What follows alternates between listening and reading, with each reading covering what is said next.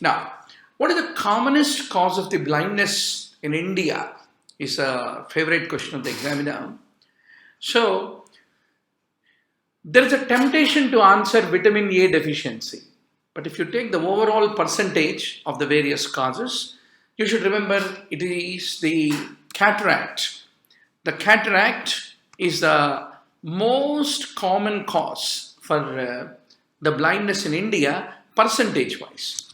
So if you take cataract, 62.6%, this is very important, 62.6% of people become blind because of the cataract. So what is cataract?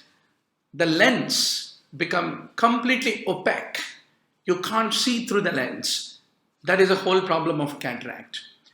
Refractive errors means short-sightedness, long-sightedness.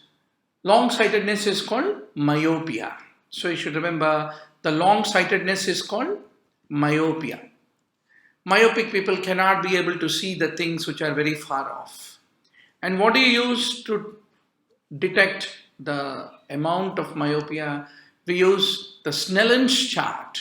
Snellen's chart is the one which is used. Then a middle-aged man cannot be able to read the newspaper because he lost the accommodation in the eye.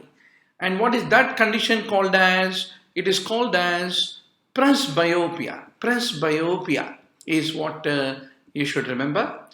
And myopia, presbyopia, these are all called refractive errors. They are the second most common cause of the blindness. So that is the reason it is so important to detect the cataract and bring vision to everybody.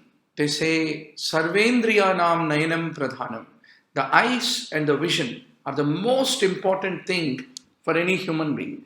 So that is the reason the government also spends a lot of money to treat the cataract.